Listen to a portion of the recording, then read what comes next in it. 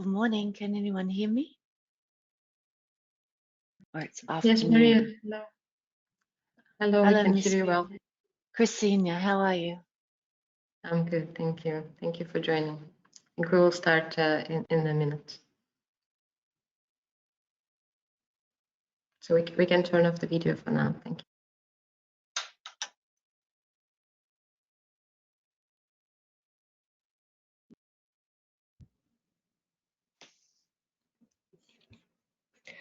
Good afternoon, Excellencies, distinguished guests, participants, ladies and gentlemen. And good morning to other colleagues. I hope all of you are doing well today. My name is Nella, Communication Officer at the ASEAN Center for Energy, and I will be the MC for the workshop today. We are delighted to welcome you again to the last day of the workshop towards sustainable and energy efficient buildings and coolings in Southeast Asia. In today's session, we will discuss the implementation of building regulations at both national and city levels and better coordination between different levels of governance, as well as the role of the private sector, project developers, and financiers to bridge the investment gap for the sustainable energy transition of the building sector. This workshop is once again organized by the International Energy Agency, the ASEAN Center for Energy, and the ASEAN Secretariat, with funding support from ASEAN Australia Development Cooperation Program Phase 2. Excellencies, participants, ladies and gentlemen, I would like to invite Rio John Peter Silitonga. He is the Energy Efficiency and Conservation Officer at ACE. Over the past 9 years, he has overseen numerous projects and studies implemented by ACE under the ASEAN Plan of Action for Energy Cooperation, or APAC, focusing on energy efficiency and conservation in industrial, residential, and commercial buildings. Please welcome Rio John Peter Silitonga. Thank you so much, Nella, for your introductions. Good afternoon, ladies and gentlemen. I'm happy to joining this workshop, and we'll be sharing with you the overview of the building sectors in ASEAN. Next one, please.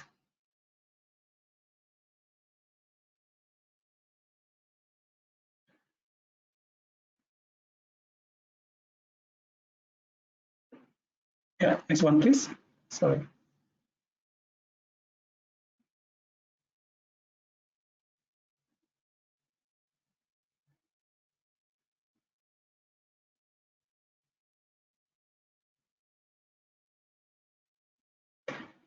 Good afternoon again from Jakarta, and good morning and good evening to all of participants around the world.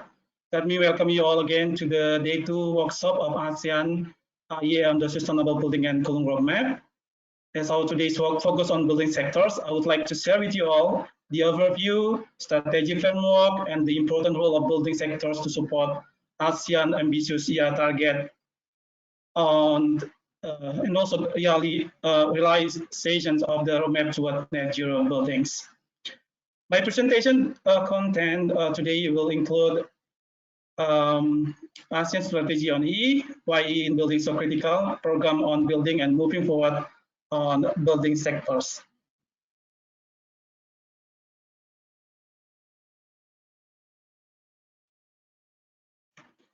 Next one, please.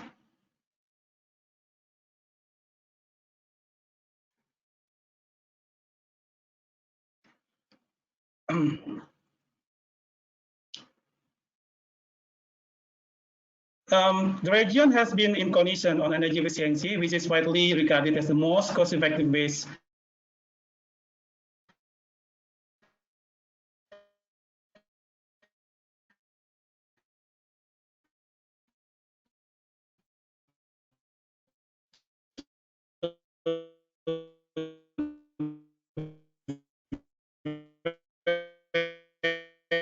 the energy challenge and to support the transitions to a low carbon economy, promote and growth, and improve employee efficiency. Senior to the region, the ASEAN, and then the ASEAN now is promoting the principle of energy efficiency as the first. Next one, please.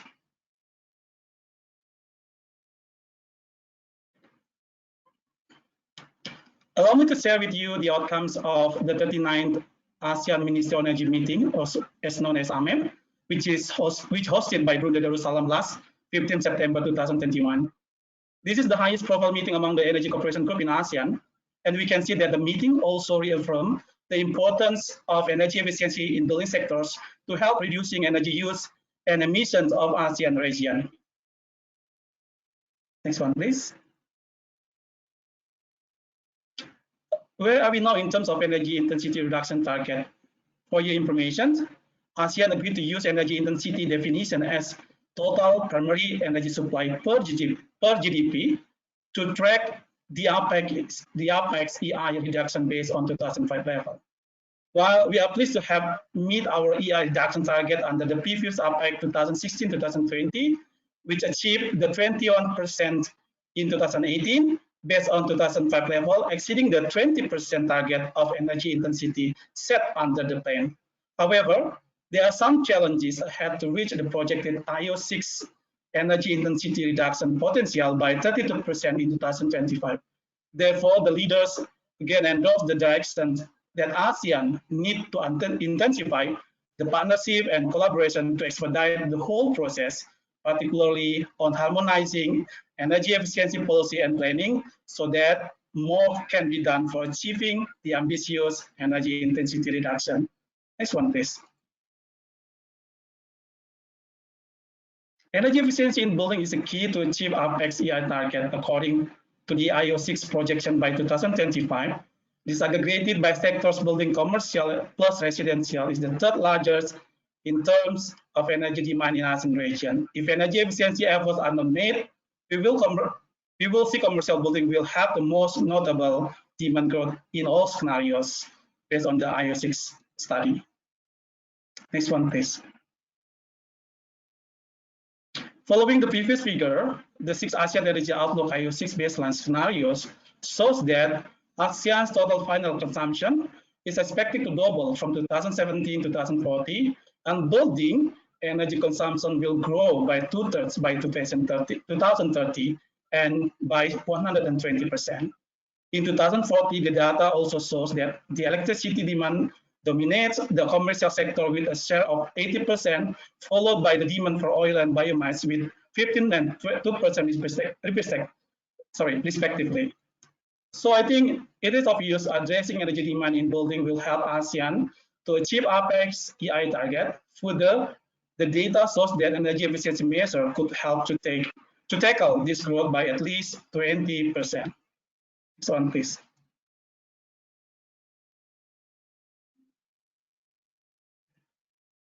In the ASEAN energy transition dimensions, energy efficiency in building is also one of priorities program areas to help ASEAN transition to towards low carbon energy. ASEAN have seen that in order to accelerate the energy transition and sustainability, ASEAN will optimize the role of energy efficiency and conservation market transformation initiative in favor of energy standard, business model, and efficient technologies will be implemented in all sectors, including building. Next one, please. Roadmap is a systematic approach to guide and provide policymakers as references for ASEAN towards sustainable building. ASEAN and IEA are now collaborating to develop and engage with all stakeholders in ASEAN region to develop the roadmap to help ASEAN achieve net zero emissions building by 2040. Professor Ian from IEA will share with you all with more detailed information about the roadmap in the next presentation. Next one, please. ACE is also actively provide some supplementary study that profiling the thematic EE measures in ASEAN, including building, financial mechanism, EE standard harmonization, and guideline and ACE business model. If you all are interested to access the study, please visit our website www.aseanenergy.org. Next one, please. ASEAN has developed a road system to support a greater promotion on the adoption of clean and energy efficient building since year 2000 in the region. This road system program is annually organized by ACE, and we have seen the enthusiasm of building sectors, affording high-level recognition and appreciation to the building sectors that are excellent in implementing EE measures and technology in their facility. It is hoped to increase the awareness and also motivation of sectors to continuously improve their energy use in the future. Next one, please. So how we move forward with energy efficiency on building? According to the presentation that I have presented previously, ASEAN need to strengthen cooperation through institutional capacity building and increasing private sector investment, including enhancing public awareness and also expanding markets for energy efficient building to contribute to energy intensity reduction by 32% based on 2005 level. And this figure, as you can see on the slide, reflecting the approach that we think most suitable in order ASEAN moving forward with energy efficiency on building in the future. Next one, please. As a closing statement and sentence, energy efficiency is one of the most affordable ways for ASEAN member states to meet their energy needs. It requires all parties to support from all stakeholders, the government, developers, customers, and also banks, because the lack of awareness could affect project realization in building sector. Energy efficiency has to be increased in all stages of the energy from the energy supply chains, from generation to the final consumption. At the same time, the benefits of energy efficiency at building must outweigh the cost, for instance, those that result from carrying out EE project realizations. This one, please. That's all my presentation. Thank you so much for your kind attention. Back to Nella.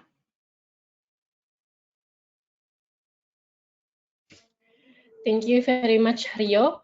Next, I would like to invite Dr. Ian Hamilton. He is a professor of energy, environment, and health at the UCL Energy Institute. Dr. Ian's research is focused on the nexus between energy supply demand in buildings, indoor, urban environmental conditions, health, and climate change. Dr. Ian is a co-investigator on the UK Centre on Research for Energy Demand Solutions, the UK China Centre for Total Building Performance, and the UK's Health Protection Research Unit on Healthy and Sustainable Cities under Climate Change. Ladies and gentlemen, please welcome Dr. Ian. Thank you very much, Nella, and thank you very much for joining me today, or pardon me, for me joining today. It's a real privilege to be able to come and speak to you about a really big effort that's been undertaken in collaboration with all the partners today. And what we want to be able to do is showcase that work and the effort of that work over the past year through this presentation on the roadmap for energy efficient building and construction, as Rio had already introduced. In the next slide, we go over some of the basis of what this presentation, or pardon me, what this collaboration has aimed to do. It's a joint collaboration between the IEA, the ASEAN Centre for Energy, and the ASEAN Secretariat, along with the Energy Efficiency and Energy Conservation Subsector Network. One of the main aims for this, and I know you were on the call yesterday, so understanding that this is a two-part strategy around roadmap for the future of both buildings and also cooling in the ASEAN region, with the main focus of being able to reduce energy demand. And as Rio had also just pointed out, that it really focuses on two areas within the ASEAN Australia Development Cooperation Project phase, which is first to expand and harmonize around energy efficient standards and labeling, which as a part of the roadmap focuses on, as well as strengthening the sustainability of energy efficiency in buildings, which is obviously exactly where this focuses. So in the next slide as well, as a part of the process that we've been going through in developing the roadmap in collaboration, we've had a series of workshops and webinars over the past year, and we've been very grateful to all the really important contributions that have been made by all those who have attended and all those who have read these documents and commented on them and provided examples that have been able to showcase the sorts of efforts that we're looking to see more widely adopted across the region. In the next slide as well, just to highlight also that this is a part of the webinars series that we've undertaken. So again, really emphasizing that benefit that being able to draw on all of your expertise as a part of this activity has really strengthened the roadmap process.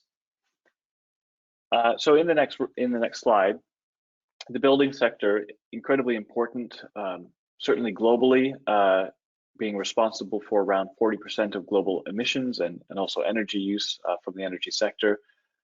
But also within the ASEAN region, this is an important area which continues to grow in terms of its total energy use, which is, according to the AEO6 baseline, could increase by up to 2/3 by 2030 and 120% by 2040. Clearly, this is a sector that continues to grow. It's important for all sorts of reasons, for productivity and growth in GDP and the like. But a part of that is the story of around efficiency. And in setting out under existing and regional targets, that growth expected in terms of the buildings and energy use could be limited to less than 1/3 by 2030 if efficiency and renewables are adopted in the way that are being set out. And what the purpose of this roadmap is really to identify those key actions and areas that could be focused on as a part of that support around achieving a net zero carbon building stock in the future. And in the next slide, it's not always about efficiency. And I think this is really one of the critical things that we can understand with the benefits that offer through the roadmap's actions, is that they offer energy security or energy bill savings, particularly things like job creation, very important going forward. There's elements that are going to improve our health and well-being. These are going to be buildings that are more able to protect ourselves from heat or from cold. And also issues around air quality protection. By reducing the amount of fuels being consumed, we have an impact in air quality. So these multiple benefits are something that we highlight in the roadmap as being a really important reason for undertaking efficiency actions within the building sector. In the next slide, we also highlight this is a progression. This is a pathway towards ultimately decarbonizing the building stock. And it has a series of steps to it. And really the first part of that, what this diagram shows, is how important efficiency is in that first stage towards meeting a net zero buildings target in the future. And that means that by introducing more efficient roofs and windows and walls, we're able to reduce the future demands and those which are going to be ultimately in the future supplied through renewable energy and zero carbon energy. This is really important as we see that progression starts with efficiency first, and that's really what the roadmap has as its core. So being able to look towards that whole life cycle net zero carbon that has tackled the emission reduction from materials as well as the energy supply, but doing so by ensuring that sufficient means our demand from the building. In the next slide as well, this is really where we get into what the roadmap is all about. And the important part of the roadmap is that it covers these 7 theme areas, these 7 action areas. And each one is really important to build towards that future building stock that will be capable of becoming net zero. And so you can see from left to right, we have urban planning. As a part of being able to set up and develop new areas of development or existing areas of development, urban planning is really critical to supporting net zero and an efficient building stock, whether that's through the design, that's through the initial planning phases, through integrated policies. And then for new buildings, very clearly, ensuring that the standards, the regulations, the available technologies are being introduced into a building stock as it's being built. And then for existing buildings, the opportunity to go back and review, recommission, integrate the latest technologies into existing buildings, but also being able to ensure that those buildings are not forgotten about in regulations, being able to look at how their energy performance through benchmarks can improve over time. Really, as I said before, a really important area is materials. This is approximately globally around 10–11% of the building sector emissions. And it's one which is going to rely a lot on a series of actions that are undertaken to decarbonize materials in the future, but also what we emphasize, as has been emphasized from the region, is that locally available materials and those that are developed to be in the context are really important. In the last 2, sustainable systems and operations, this is really about how things are being operated, being able to ensure that commissioning of systems, but also being able to make use of digital and smart systems, really an opportunity here to, in the future, manage how simple things, in household appliances, air conditioning systems are being able to make use of, sensors and advanced technologies so that everybody can benefit from a digital solution. Sustainable energy, obviously the importance of energy access continues to ensure that those who have opportunity to make use of clean energy continues to grow, and also promote that being able to switch towards renewables on site for buildings where it's appropriate to do so, and making use of district systems as well. And then finally, resilience. As the region continues to face, as we all in different places, have an increased risk around climate change, what does that mean for the built environment? It means the buildings need to be capable of being, to withstand a changing climate, and building regulations, building location, these types of things that are all integrated across each other are really part of what the roadmap sets out. So what does the roadmap do? In the next slide, I wanted to just illustrate some of the areas that it prioritizes in terms of presenting the material. And so you can see on the left-hand side, what it sets out is a set of milestones that will, and proposals around how different actions can undertake and unfold through to this vision of for example, in the new buildings of, I can't quite read it, so my screen is a little small, but anyways, new buildings which are designed to be comfortable, affordable, low carbon, and provide for a higher performance. So moving from today's current status through to there.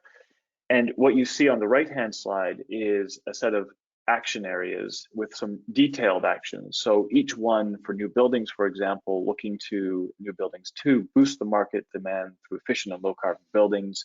And within those are a series of action areas with specific activities. So increasing the adoption of building energy certification, for example, or looking to mainstream life cycle analysis tools. And these are still high level. And in the next slide, what we show is within the roadmap to go in a much more detailed fashion. What could it really look like? What could it mean? And so for the different member states, all being able to see the opportunities in the roadmap and looking as to how they can be adopted into local actions and local activities that are appropriate to them, where feasible. And we think this is, really hoping to look to how best to support that transformation towards a net zero. So there's a strategy element, as I mentioned, with NB1 or 2, and then a timeline that suggests what might be available, what might be possible to adopt towards those milestones and tracking progress over time. In the next slide as well, we also focus on what stakeholders are critical to supporting those activities. And with the darker colors on the right, for example, national governments play an important role across all of the action areas. But we can also see different groups, financial institutions, for example, being an important part of raising awareness, perhaps through opportunities to where they might focus their financing. Or for example, civil society and everyone has an opportunity to raise awareness and be a part of the awareness raising activities. So the roadmaps also identify who is it that should help to take action or support those actions. In the next slide as well, it's very important to track the progress being undertaken. So what we've suggested here are a series of potential indicators that could be adopted at a national or state level around, for example here, new buildings, in which case for looking at the number of building control officers that are available for development applications to support the number of action areas, for example, in strengthening the implementation capacity or building energy code. So being able to see how it is that things might be changing over time and having a series of proposed indicators that could help in tracking that. So I think this is really where the entire roadmap is meant to be integrated. It's meant to be able to be focused on particular areas and to be quite informative as to how these things could be supported going forward. So in the next slide as well, just as an overarching, this is the last few slides were really showcasing how the roadmap was built and the pieces and elements that are available. But in terms of the overall high level, key recommendations, we recognize that the roadmaps, they're developed with partnerships across the region. These are seen as being a part of the story, part of the actions that can be undertaken. They're not meant to be prescriptive in any way. It's really voluntary, so that everyone can find what's going to work best for them based on the context and the opportunities that present. But also developing and implementing building energy performance codes. These we see as being really instrumental in that progression towards a more sustainable built environment. Things like promoting the use of certification programs, really important, and also showcasing the best in class. I think this is where, again, the ASEAN awards on building performance and the new categories around green and net zero are really interesting, and ensure that best practice is being shared. Building capacity among government and industry, being able to work together across these two sector areas. We had webinars earlier this year on that, and it's really important as to how we see that partnership working. Developing and monitoring and tracking framework, as I mentioned, being able to have indicators and available to compare both within the national setting but across the region as well. And finally, on building the capacity for financing it and reducing risk and being able to harmonize around these actions so that others can get involved. And lastly, also to just mention, and maybe we'll have an opportunity to discuss this a little bit more in the next slide, is the policy package to support net zero. We recognize also as a part of the roadmap that while there's many actions and many opportunities that can be undertaken, there's probably, there is a core of policy measures that can best support those. So from a regulatory stance, building codes and product standards, regulations around materials, really important. As a part of the information building, certification, labeling, disclosure and benchmarking activities, obviously then training programs and education programs that are a part of that solution. And finally, also incentives, both financial but also non-financial. These are really important, whether or not, for example, developers have an opportunity to have expedited review processes, or perhaps they have an allowance to be able to build more as a part of a development that is closer to zero carbon, a more sustainable development approach. So these policy package ideas are really there also to provide a basic template to get started with. And in the final slide, just to let you know that the next steps where we are at, we're in this final phase, these workshops that we're holding this week, that final roadmap to be circulated for the final stage towards endorsement, and looking to publish and launch the roadmaps in the beginning part of next year. And on that basis, I really appreciate, again, the opportunity to speak to you about this, and I'll look forward to the panel discussions that will take part now. Thank you very much.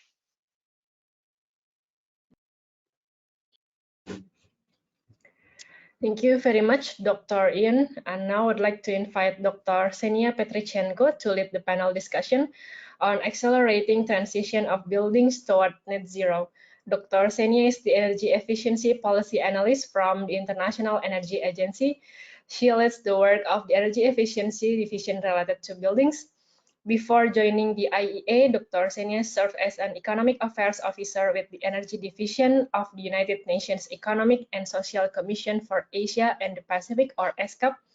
Dr. Ksenia holds a PhD and master's degree in environmental science from Central European University and a master's in economics in the energy sector from the Higher School of Economics, Moscow. Dr. Ksenia, the floor is yours. Thank you very much for the introduction, and I would like to welcome all participants again, and good morning, good afternoon, and perhaps good evening to everyone who is joining from different parts of the world.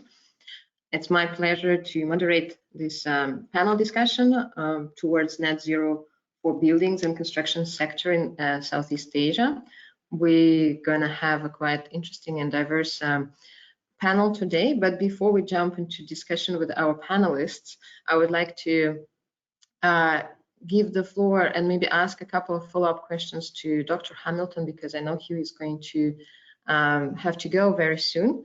But also I would like to encourage anyone from the audience who have any questions to Ian to use the function of the chat to post the question, and we will try to make some time to answer a couple of questions. So Ian, thank you very much for your presentation. And as you know, we're going into the panel discussion, which will focus on different aspects of next steps and potential implementation of the roadmap in ASEAN member states.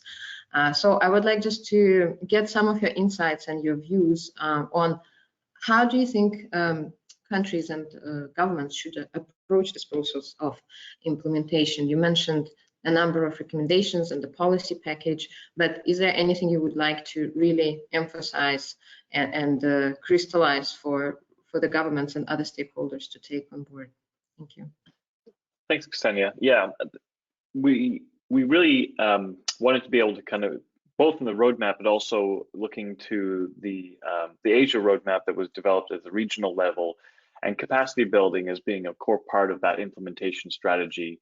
You know, being able to ensure that, you know, as say policies and regulations are developed, that they're not done in isolation from, you know, either different ministry counterparts, but also, you know, in the case of, say, the roadmap itself, being able to figure where it is that there's a capacity that could be increased. So whether that's awareness in, you know, latest standards that are being used across the region, or looking at where, for example, education programs are emerging that could really support this. For example, on building facilities management, you know, that's a really key one that, as industry itself takes more interest and awareness for being able to operate, you know, large complex buildings, that the facilities management systems and training programs, for example. And then, you know, in say government setting, you know, there's an opportunity there to, I suppose, kind of prioritize efficiency and sustainable buildings policy by getting more familiar with, you know, what's being done again across the region to showcase what's best in class, but also seeing how those map onto existing regulatory frameworks. And the implementation phase, which is, I suppose, on one hand, having a strategy, having an outline of where it is that is kind of wanting to be achieved in a time, and looking as to which pieces need to fall in together. And so that's also where the policy package, you know, I very briefly mentioned a lot there, and this is something which, of course, you and I worked on, but it's really important, for example, that we can see within that policy package that there's a few core elements to it, and, you know, building energy codes being among those,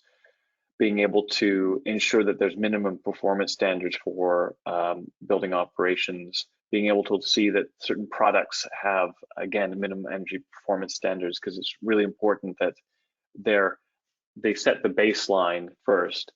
But then also for that information side, you know, as part of the policy package, you know, transparency around performance. And this is something which, certainly looking to other parts of the world that have instituted, for example, benchmarks and disclosure programs, allows those who both want to learn from the best in class, but also then to be the best in class, to advance what they're doing and to be given the allowance to do so. And I think this is where, you know, again, governments, states, cities have the opportunity to start with their own building sector, their own building stock, to see what it is that they can be doing to help incentivize the market more. And I know this is already being done in many places, and that's just to, you know, emphasize the importance there.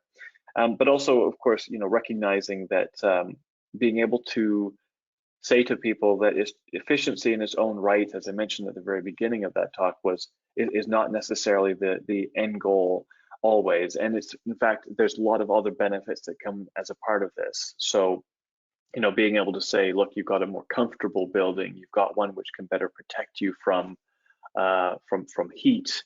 You know, you've got the opportunity to create jobs, and the building sector, you know, as you know, often between, you know, 3 to 10% of GDP of a country is in the building sector and construction sector. So, you know, it's a really important way to be able to boost economic activity in a way which will offer a beneficial building stock to the future.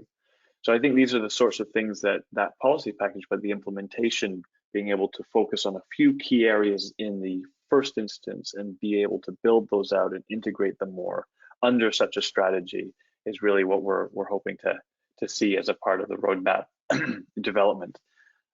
So yeah, that's probably what I'd like to say. Maybe it's not quite crystallize, but it's the important stuff.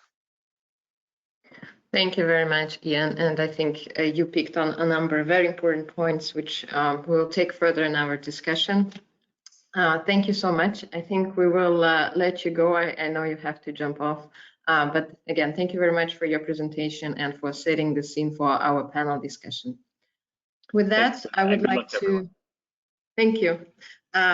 With that, I would like to introduce our panel. So I would like to ask all panelists to turn on their video so that the participants can see you all.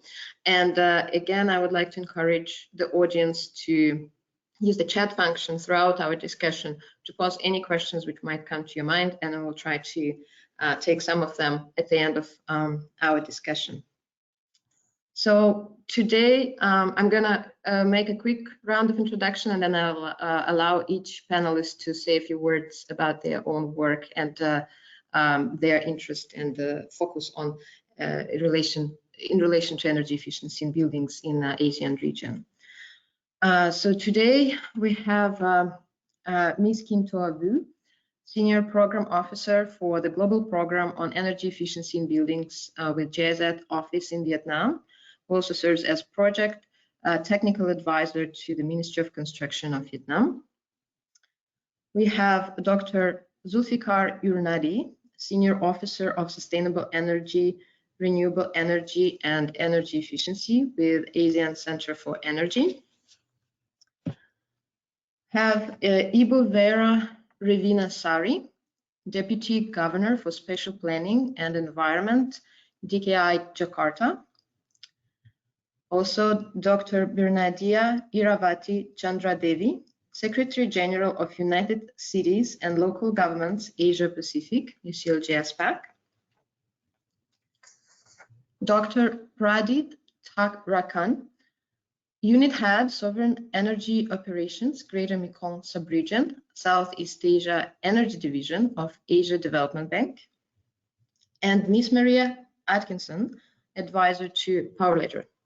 So welcome all, and let's have a virtual welcome to our panel. Welcome everyone. We're very much looking to the discussion with all of you. With that, I would like to just ask each of you to say a few words about your work on energy efficiency in buildings in ASEAN region. I will start with Ms. Vu. I know you have been working in Vietnam for a number of years on different projects related to energy efficiency, renewable energy, specifically in the building sector. So, and you were also involved in the development of the roadmap for Vietnam for buildings and construction. So could you please let us know more details about your work and your views on this topic? Thank you.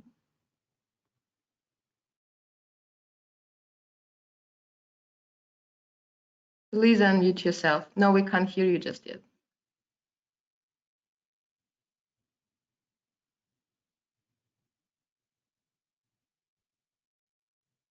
No, we can't hear you, unfortunately. Okay, maybe let's go for now to our next speaker, and Ms. Vu, maybe you can try to solve the mic problem, if that's okay. So I will go to Ibu Vera. Ibu Vera, you have been working with DKI Jakarta province on various projects on sustainability and spatial planning, and also involved in the development of green building codes for Jakarta. Could you tell us more about your work with the province? And yes, thank you. Thank you. Good afternoon from Jakarta, and good evening or good morning from other part of the world.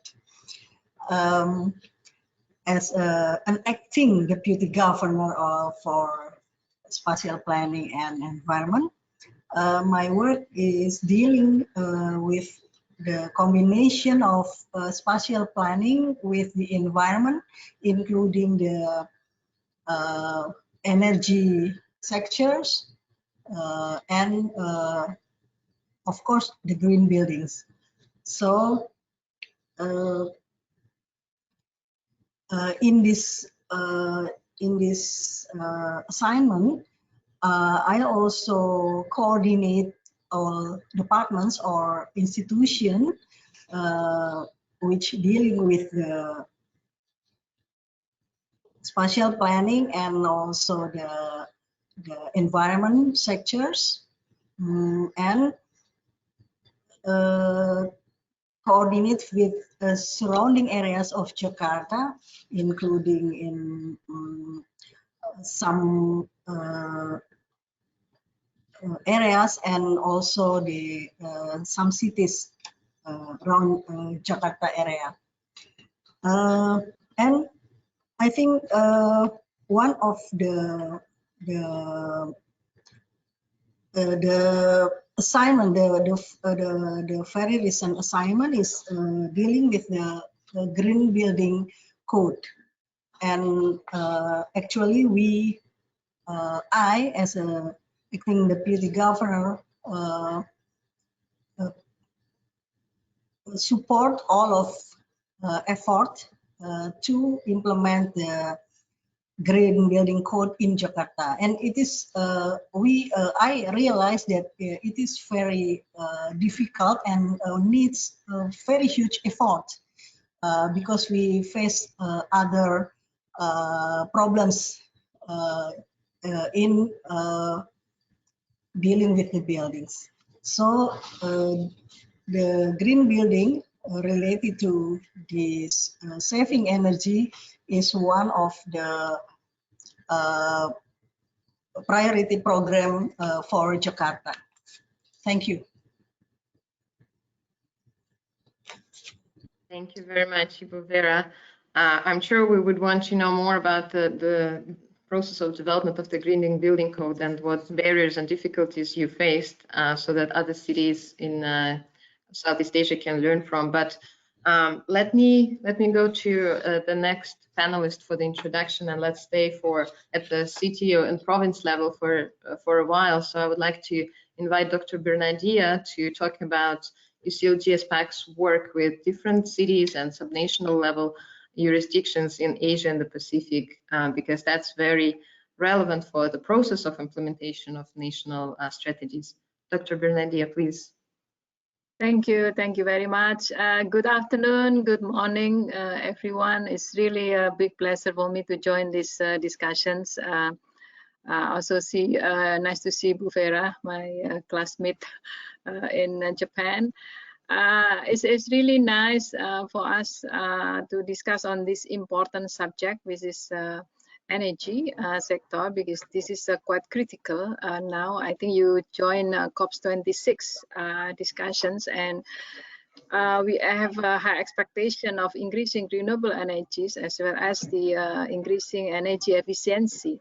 So United Cities and local governments, this is the largest actually association of cities and local governments at the global level, and I'm here representing this Asia Pacific that has the Secretariat of Asia Pacific hosted by Provincial Government of Jakarta. So I'm here based in Jakarta. We connect more than 10,000 cities and local governments that also represents 3.7 billion people, including India, Indonesia, and China.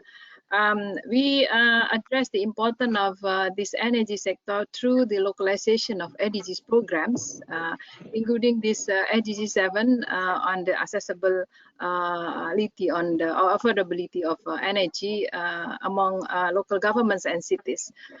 So we conducted the surveys among cities and local governments in ASEAN level, and we found that most cities actually have been doing something related to energy efficiency as well as renewable energies. I have some slides here to show you the result of this survey. However, local governments have been facing challenges. I think Bu Vera mentioned challenges in applying these green building codes. Indeed, we are also pleased that several cities, local governments have already applied these green building codes, but implementations, enforcements are quite challenging for many local governments. Another challenges we see is on the financial aspects and of course enabling environments, because I think if you're familiar with these subnational governments, they have a lot of limitations, especially on the regulations, including this, of course, access to fundings, and then several financial options, having blended learnings, blended finance, as well as having this PPP and several other mechanisms. So there's several challenges that we see in cities. So how we cope with those challenges, there's including these financial aspects and regulatory frameworks, and of course data has been also seen as very difficult to look at and to also collect together at the local level. So we together with UNESCAP, we have developed several programs, capacity building programs, that look at also how local governments can play a very significant roles in this in these energy sectors, not only on energy efficiency, but also looking at renewable energy. Indeed, but we also, like in the slide here, I don't need to argue how cities play important role, because cities only occupy 3% of land spaces, but we produce 50% of waste and accounts for 60 to 80% of greenhouse gas emissions and consume 75% of natural resources. But I don't want to see cities as a problems or challenges, but this is also solutions. This is why we are happy to engage you all in this. So, and my conclusions here, indeed, cities plays a very important role, not only on the green buildings aspects. This is only maybe 60%, 16% or 14% of the overall energy sector, but we also have to look at these other aspects, which is transportation, that contribute highly on the energies, greenhouse gas emissions, as well as the waste, like methane, counts for 80 times of this greenhouse gas emission compared to CO2. So this kind of things I think is important, and capacity building indeed is, I think in the next slide show, maybe somebody can move the slides quickly. Many cities prioritize this SDG 7, yeah? And then I think you can quickly go on to the next slides. On the challenges, I think this is a key barriers faced by cities, not only on finance, but also lack of hardware and software capabilities, and of course, access to suitable technology. Technology that are not expensive, but can be afforded by cities or by local governments. I think that's also important aspects. And then SDG 7, definitely needs very good decision making on energy mix done at the national level, but cities have limitation. That's what I like to emphasize here, that we really need a conducive environments provided by all kind of levels, can be in the national levels, can be in the, of course, working with private companies, but that's one thing that we can do together. Thanks. Back to you, Cindy. Thank you very much, Dr. Bernadia. Indeed, cities is such a complex actor in the energy transition, and a lot of barriers, but also a lot of opportunities are there. You mentioned a number of challenges which cities face when it comes to accelerating their efforts on transition to more energy efficient buildings and broadly to sustainable energy. One of them you mentioned is financial aspect. So maybe I will just give the floor to Dr. Pradeep to talk about the work of ADB to support projects on energy efficiency in buildings.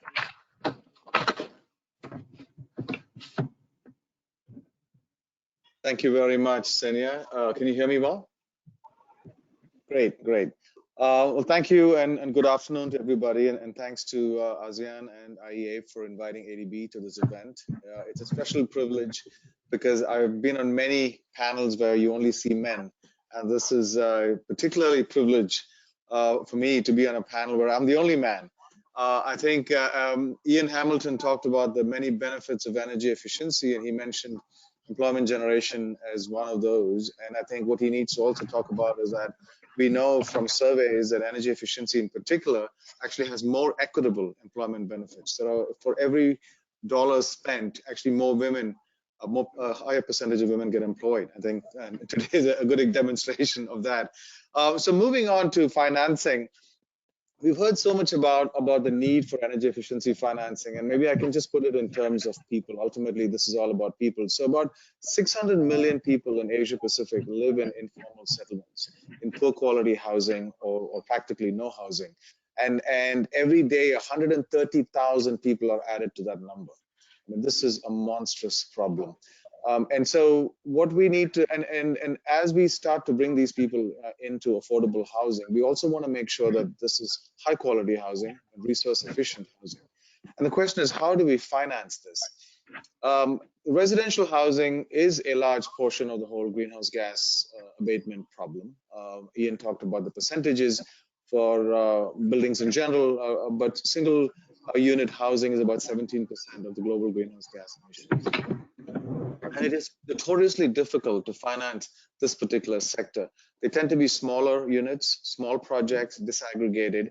It's very difficult to bring to bear large institutional money, large asset managers, and large financiers, especially from across outside the borders of a country, to finance these sorts of projects.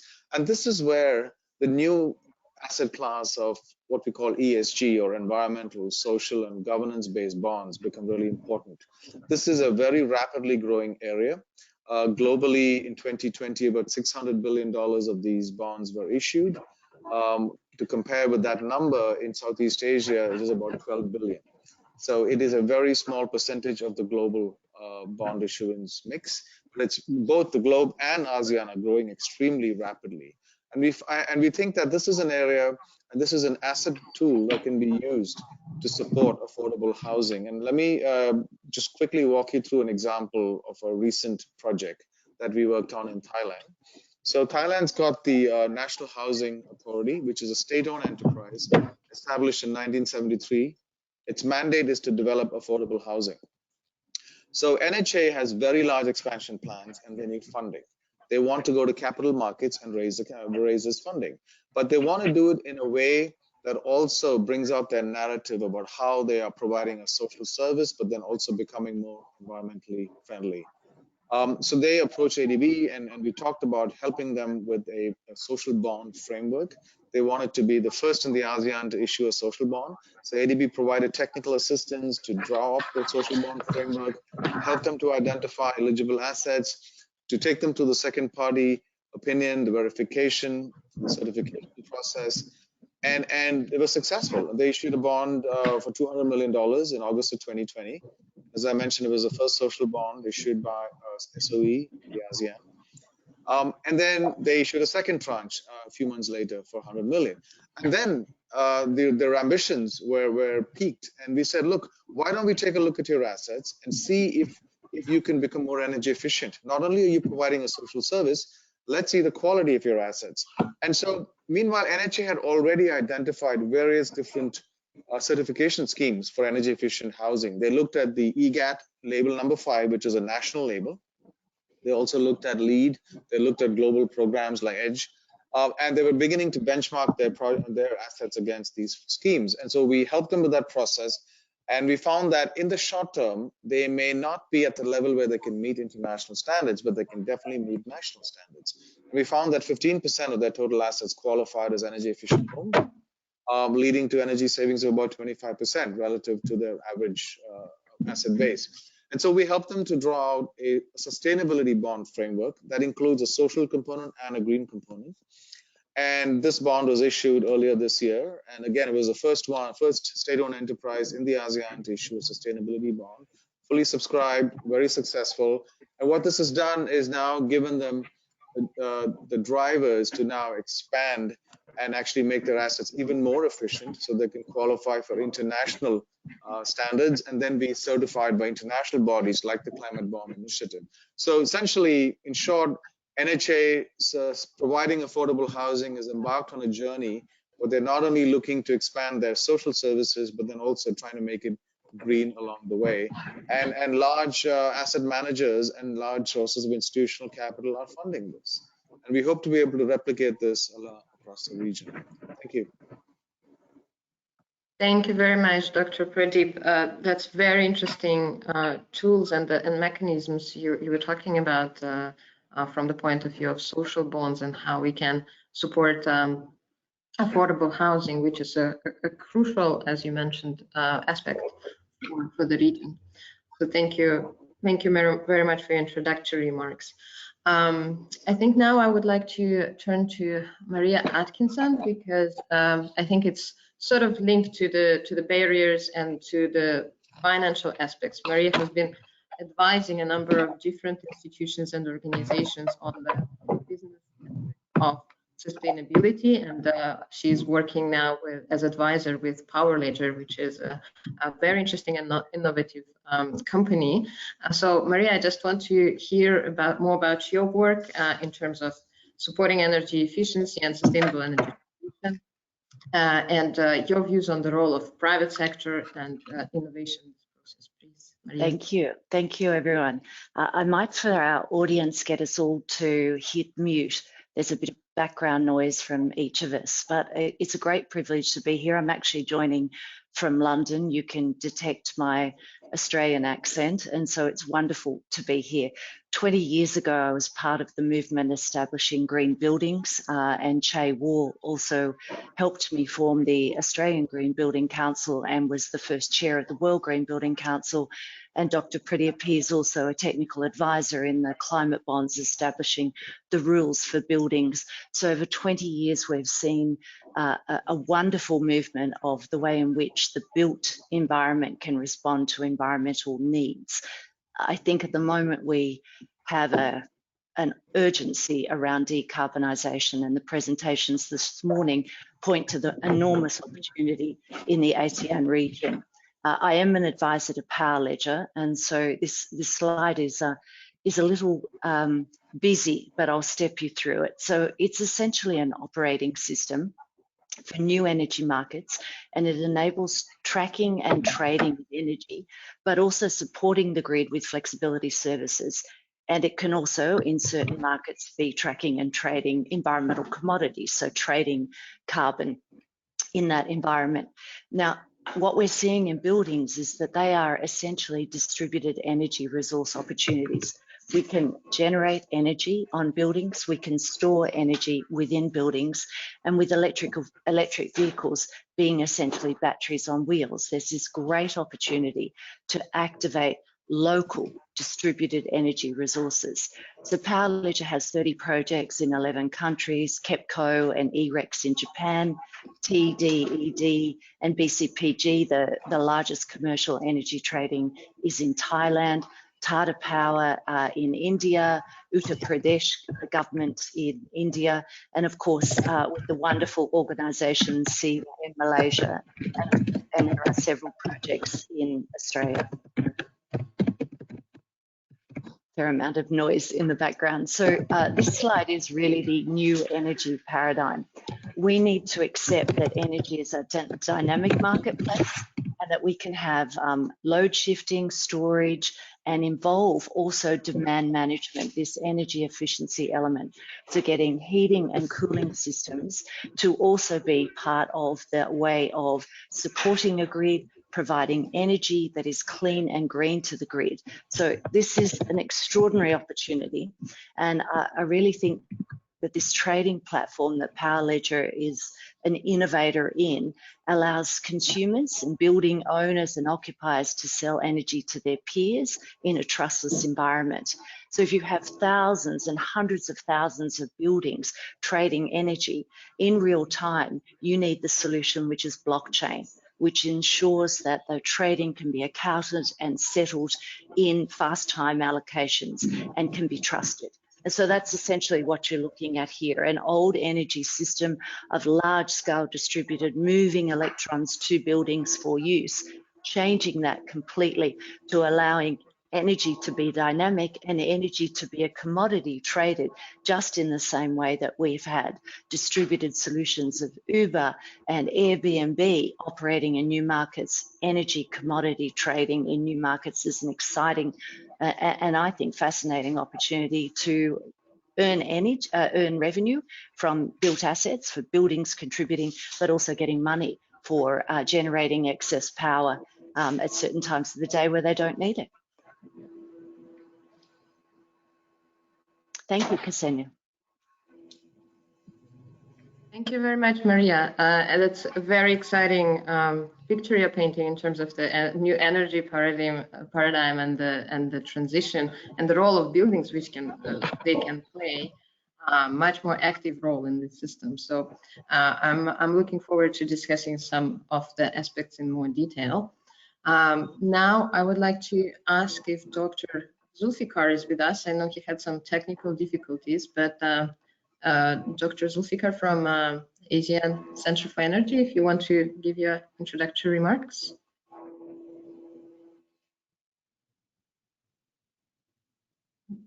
I can see you unmuted, but we can't hear you.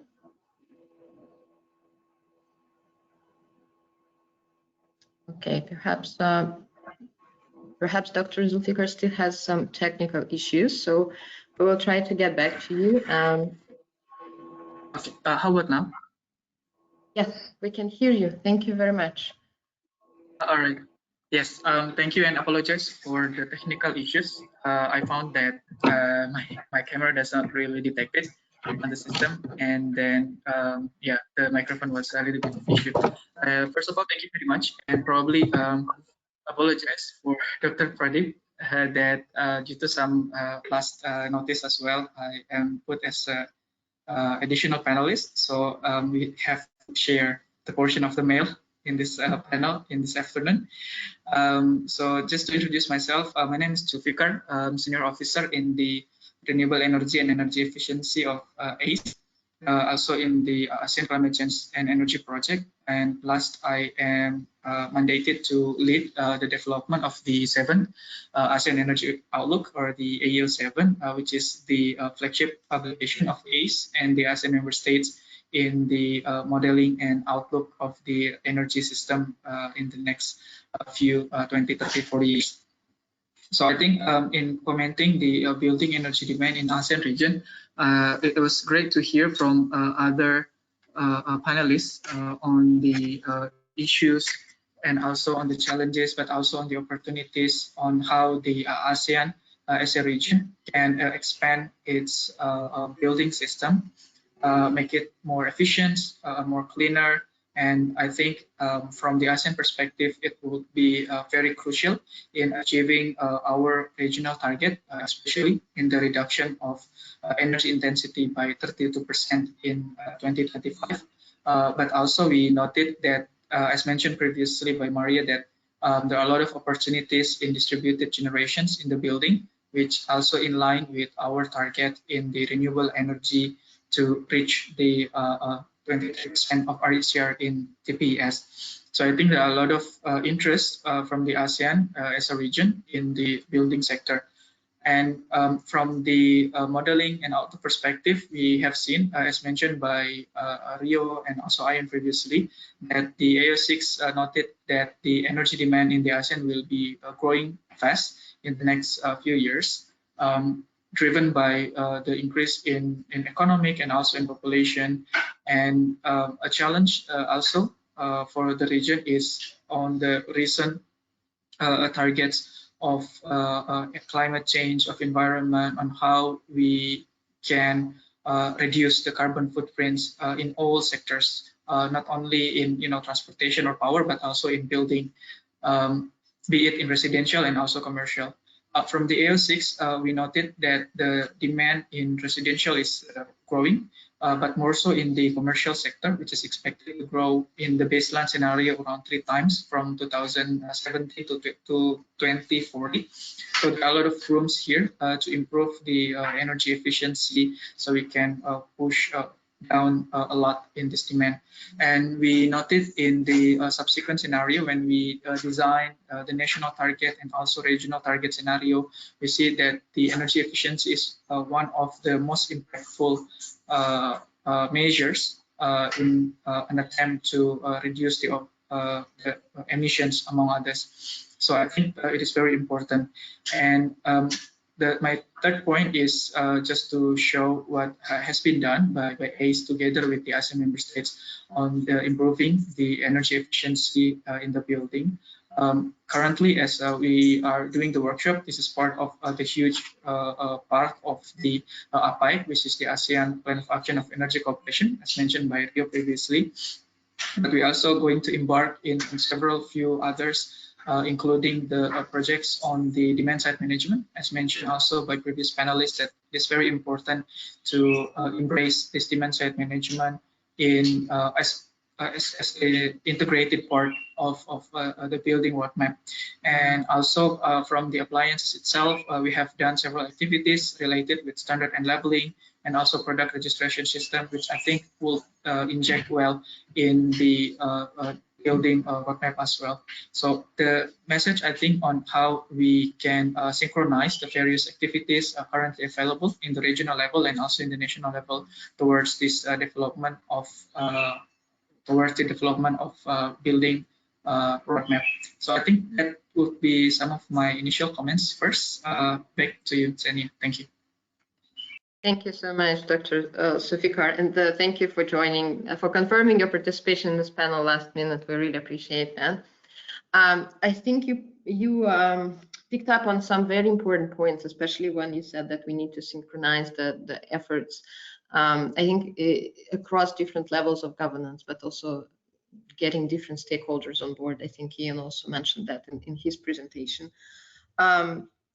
What I would like to do now is maybe to acknowledge the fact that ASEAN region is very diverse. Different countries have different national context, which we would need to take into account when we move towards national level implementation of this regional roadmap. So with that, maybe I will turn back to Ms. Vu to talk about perspective from Vietnam, who has already been developing the national level roadmap, and talk about her work on energy efficiency in buildings in Vietnam, but also reflect a little bit already on the process of the national roadmap development and how you approached it, how you identified the near-term priorities and the actions which Vietnam is focusing on during this process.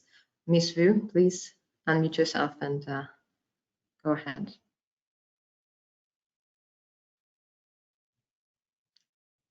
Could we help Ms. Vu to unmute the mic, please?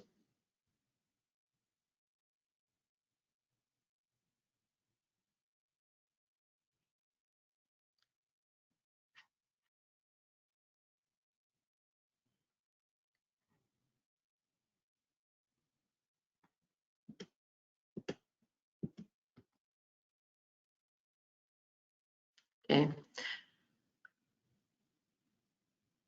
I think it should work now, Ms. Vu. Yeah, thank you. Okay. Yeah, thank you. Finally, it worked.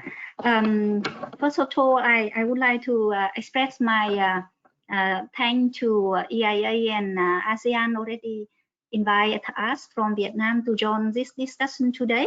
Yeah, as Dr. Kesnia's introducing, we're working in the last 15-20 years in the building sector to have very different sector to be done. For example, like in the roadmap that Dr. Yan presenting us in the early of this meeting, we go through urban planning so that more lands can be made available for, let's say, affordable housing, and for other building can be made in the wood way so that the green city can be built up.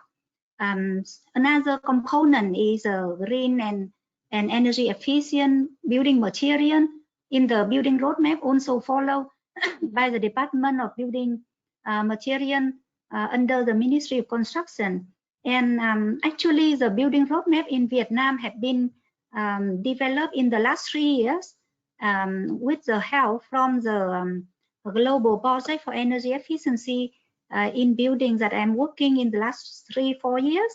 And the methodology for the building roadmap was provided and supported by the Global Alliance for Building and Construction. You may hear about that. And then we follow it from the global roadmap to the ASEAN roadmap and the ASEAN Pacific roadmap. And from that, Vietnamese building roadmap was built up. And we're very happy to see the ASEAN building roadmap also developed now with the help from EIA and ASEAN Center. So once again, we want to see Vietnam is in the big map of the Southeast Asia. And then exactly like the methodology presented by Dr. Yan in the early of this meeting, we have different components already in place, like urban planning, building material. And for the new buildings, we do have the Vietnam Energy Efficiency Building Code, developed since 2005 and renewed by 2013 and 2017. However, after 12 years so far, no, not 12 years, 16 years so far, the implementation still need more enforcement and more focus by the government to different type of building. So far as Dr. Pradeep Tharakan just mentioned, to affordable housing, the Vietnamese government in the last 3 years really have a big effort so that affordable housing can be introduced to our mid-income people. Now in Vietnam, we call it social housing for the lower and mid-income. And under the pandemic time, the government of Vietnam even provides the financial support to provide social housing for the worker at the industrial zone and to the student at their campus. So better housing can be provided under the name of social housing. And we are lucky in Vietnam, we are lucky have a good regulatory framework. So far in the last year, 2019 and 2021, the new apartment building code was approved. And in that new apartment building code, it says that any newly constructed apartment building, it's mandatory to obey or to compliant with the energy efficient building code. What does it mean? That means every single dollar provided by the government of Vietnam to build up any apartment building, either for worker, for urban lower income people, or for students, it needs to be energy efficient compliant. And that is where we find we are lucky.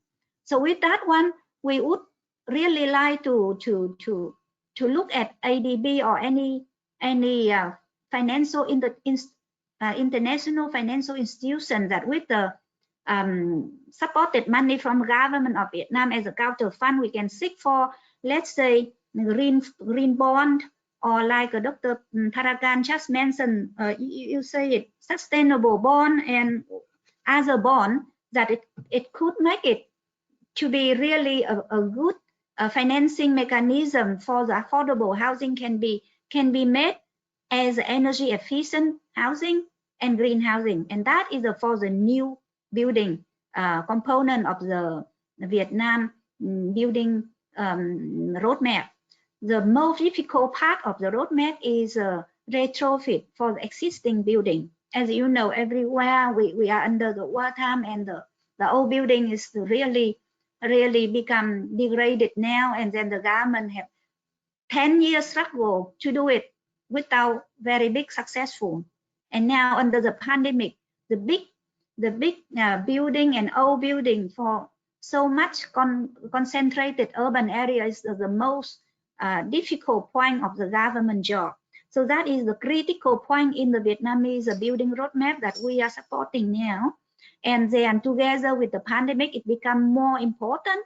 And then not but less the least, the resilient building and then renewable energy and other cleaner technology will be the tool to make it happen. So that is a little wrap up about the situation in Vietnam. And I'm very lucky that so far the financial support from the government is in the sense of they provide so-called softening the interest rate for the lower income people to borrow money to build up, to buy or to rent their house. If that housing unit come from apartment building, it must be energy efficient. So that is something special feature of Vietnam at the Vietnam building roadmap, but on the policy level, I mean, political will is very important to make that Vietnam building roadmap become approved by Ministry of Construction. The ministry is still waiting for the green light from the central government, and we are lucky again. By the COP26 last month, our Prime Minister already informed or announced that Vietnam wanted to get our net zero emission by the year 2050. But that is only the wood in the commitment, and then political will is announced, and now we have the really legal base to be back up for our activity to make the Vietnam building code implemented and led by the Ministry of Construction. Thank you so much, Ms. Wu. So many important aspects you highlighted, the challenges between new buildings and existing buildings, and that's I think a case for many countries, how to approach existing building stock and how to make sure that the building code is ambitious enough to drive the change of the market.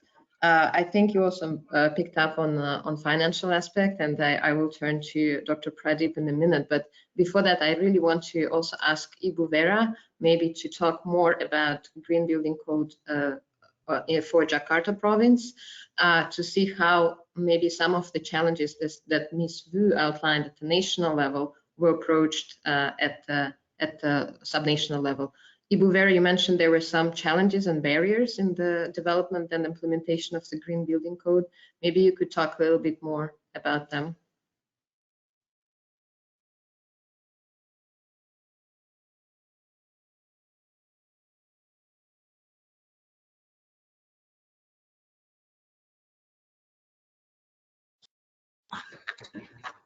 Okay. Thank you, Dr. Senia. Okay.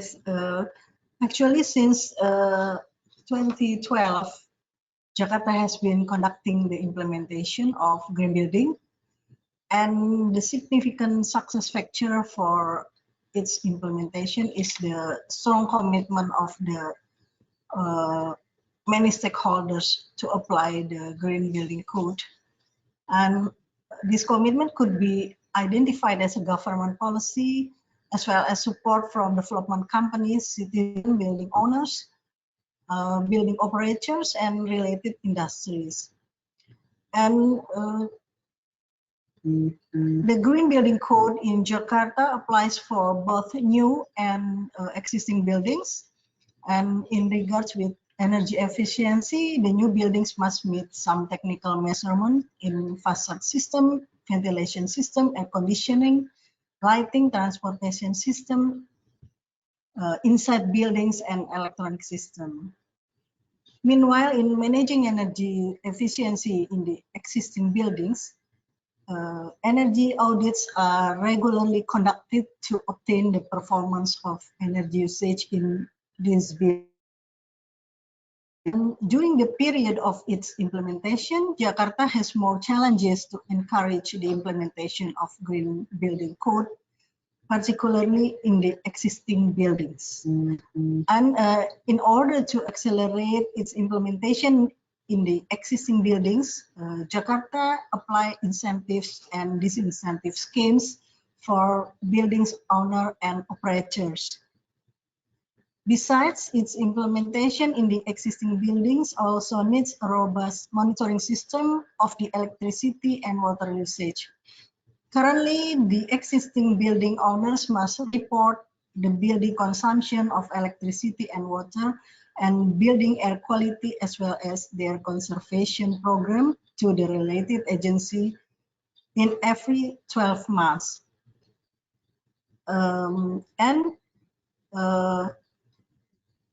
Because we have limited the personnel in the agency, so one of our obstacle is to monitor all of the report from the owners or operators for the buildings. So now we are in Jakarta. We start to promote monitor a better monitoring system for electricity and water usage in buildings. We can implement the regulation of green building more efficient and effectively by that. Thank you. Thank you so much, Ibu Vera. It's really interesting to hear how at local level and the province and the city can also drive the implementation of regulation even beyond the national requirements. So thank you very much for sharing your experience with that. Now I would like to turn to Dr. Pradeep, because I think there were several aspects related to supporting the implementation of policies from financial side, and we heard that some financial incentives are in place both at the national and local government. But what are your views how governments who have some policies in place have interest and commitment to access more financing for implementation actions? What can they do? What would you be advise in terms of the next steps?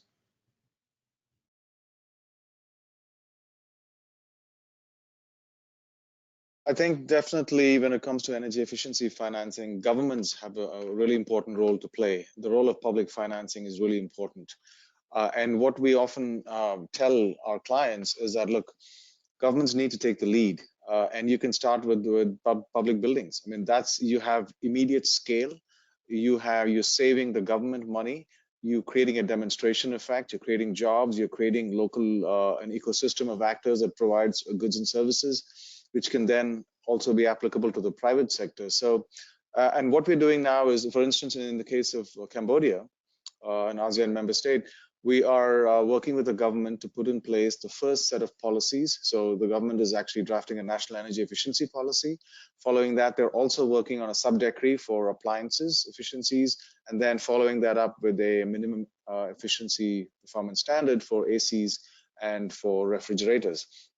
The next step is that we're saying, look, we're talking to them about a potential investment where the government can use a large investment project to retrofit government buildings.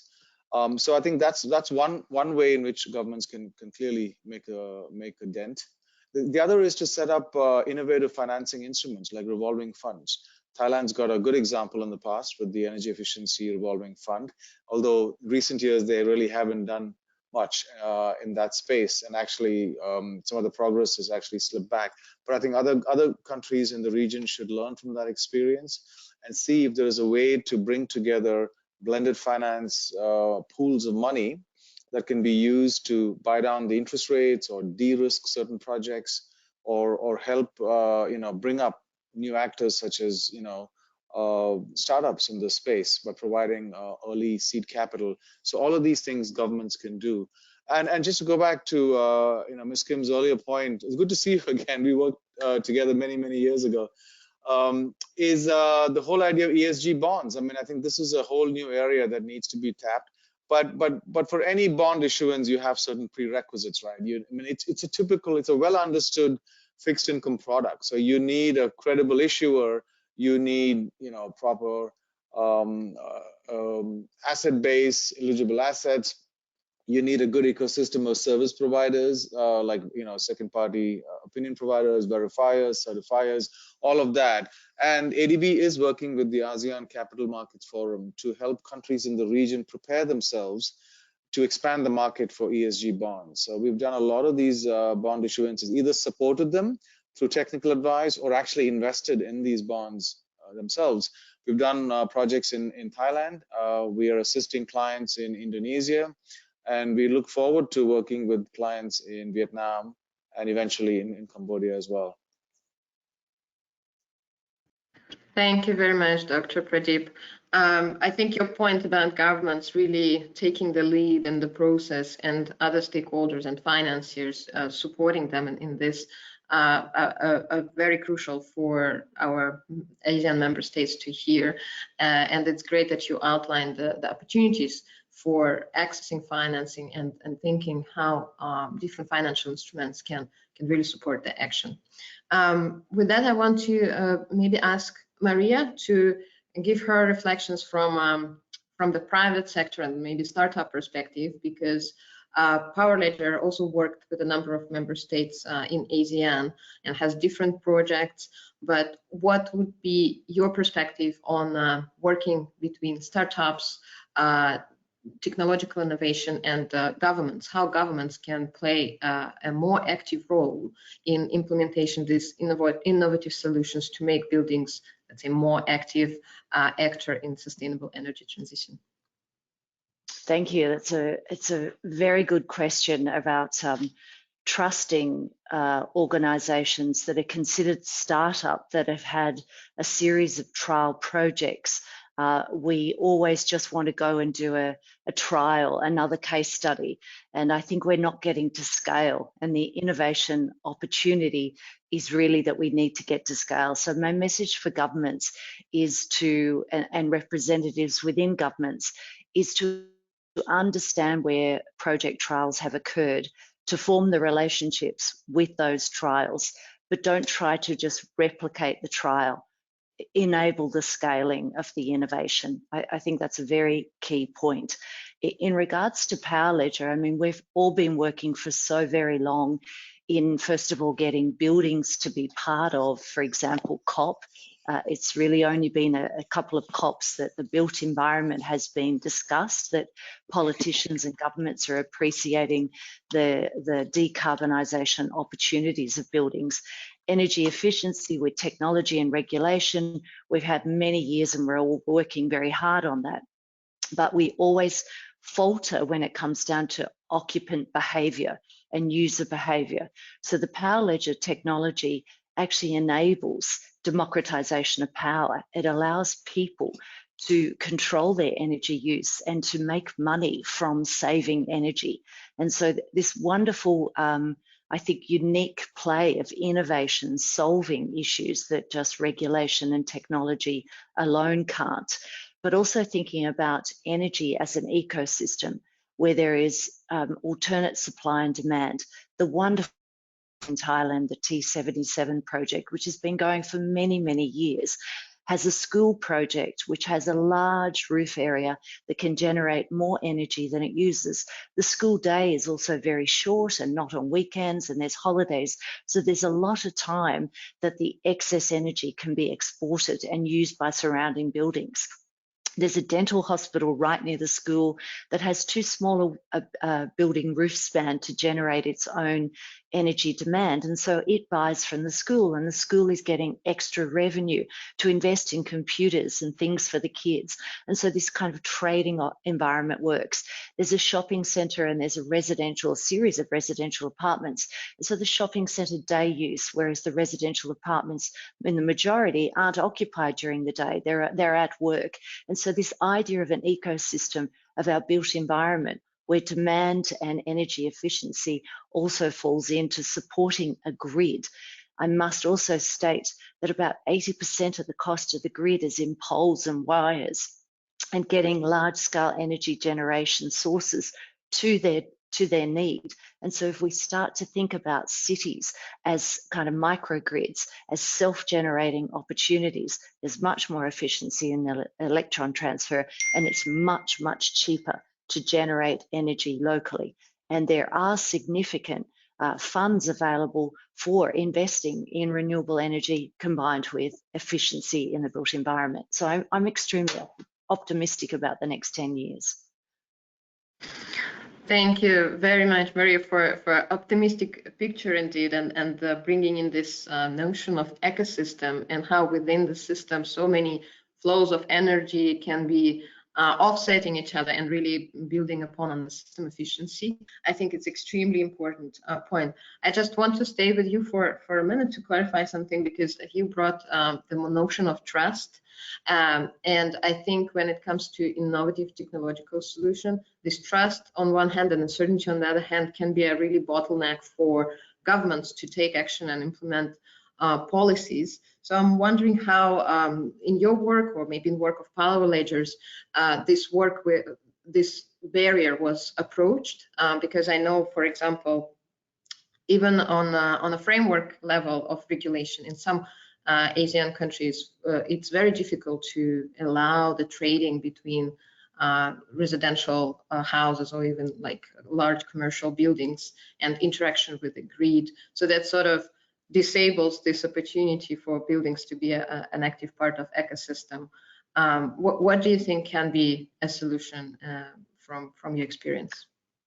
Well, I mean, a lot of people may not have heard of blockchain, so I'll just spend a minute to explain that. It's a software innovation for establishing digital trust between users facilitating transactions of value over a network, over this ecosystem, if you like. The blockchain enables trust to be distributed throughout the network without the need for central intermediaries to track and verify and approve the digital exchange of value. And that's where we get failures, that's where we get corruption, that's where we get all sorts of issues in relation to data. So the blockchain can be and is a trusted entity, but it's also much more efficient. So the notion of authorizing trust from a central intermediary, the way we currently operate, is just a kind of a crazy old way of doing it now that we have these technological innovations that can be trusted and can solve multiple occurring and cannot be reversed. So they can be relied upon and can be trusted. And that allows this decentralized distributed opportunity that we're referring to. So I think that there's innovation and technology in the digital space, and certainly that's why the banking system is looking at it as well. But you can also have on-chain computer coding with smart contracts.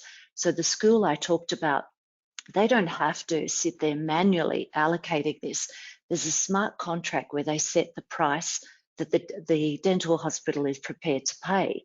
They set another layer of price if anyone else is prepared to pay. So the apartments and the shopping centre can buy excess. So these digital codes can exist there, setting up systems of certain environments of when that is allocated, then money can flow to that. So I really want people to be encouraged that the digital innovation is actually supporting the efficiency in the built environment. I hope that answers a few questions, and happy to take more on blockchain, etc. Thank you very much, Maria. No, I think you summed it up very well. It is a big question, which also we at IEA is looking into, how digitalization can support energy efficiency improvement and overall sustainable energy transition. So thank you very much for highlighting this. I want to follow up more on cities. And as Maria said, cities can really be microgrids and really play an active role in the transition process towards net zero carbon, towards more sustainable energy. So I want to ask Dr. Bernardia to maybe reflect on a few points and how we can really empower cities and subnational governments to drive this change, and what do they need from national governments, from financiers, from international expert communities to be able to really be leaders in this process.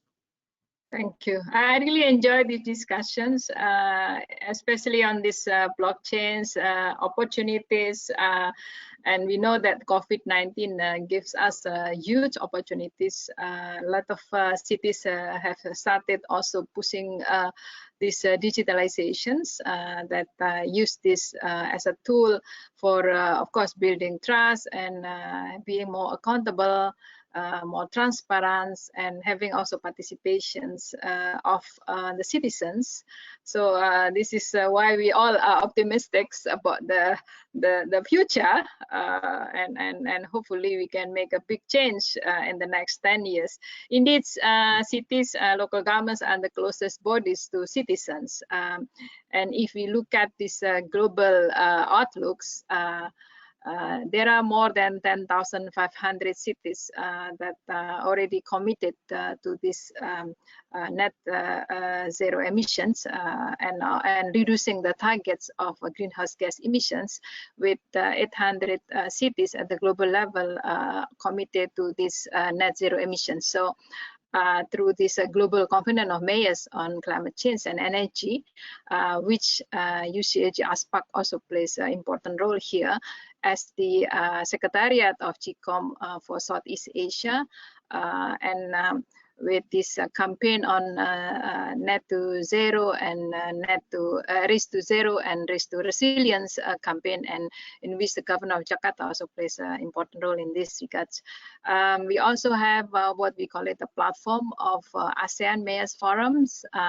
This is actually the platform where cities, local governments at the ASEAN member states have several exchanges and on different issues that local governments are targeting and also prioritizing. And ASEAN Mayors Forum, thanks to ASEAN, has received accreditation from ASEAN as the only network of local governments at the ASEAN level that have been affiliated with ASEAN. So we are very pleased also how the cities and local governments make quite active roles in whatever platforms that are available for them, and of course with this roadmap is really giving us a good kind of strategies, but importantly how this can be implemented in the local level. So we need to have a very concrete implementation plans, not only at the national levels but also at the local governments level. Some cities already start with roadmaps on energy, building energy efficiency, like Jakarta, of course, one of it. So we really have a big hopes from, of course, central governments giving kind of mandates and authorities, clear authorities, like several cities that join the survey express that they don't have any mandates given by authority on the SDG 7, for example. So what we need is enabling environment. Indeed, in terms of financing, this is a big, always a bottlenecks. Even though in Indonesia, for example, there are all kind of possibilities to have these financial options, but there is no even one single municipal green bonds or even municipal bonds released in any local governments here, despite the ability for them to release any municipal bonds. There are a lot of course reasons. So we need the combinations of regulatory and supporting mechanisms, and as you also see that this energy cannot be addressed by just one unit in the cities or in the local governments, but require joint collaborations among several units, because and if we address the energy efficiency, you can go for water sector, also different kind of sectors, and this sometimes is very hard for local governments that institutionally not ready or not given a kind of supporting mechanism for having this integration on the policies aspects or in terms of action. So and then of course we need to have a joint collaborations with the private companies. In our works, there are already good examples, best practices available, and I agree what Maria said, that there are already a lot of initiative, but how to upscale it into bigger levels, into bigger scales. This is something that always a big challenge, and we sometimes, maybe we just satisfied with a small scale initiative, but how can we upscale this at the city level particularly, and of course at the regional level? I think that could be important, and we have been sharing these good practices and even some successful cases on the renewable energies, like Hamamatsu.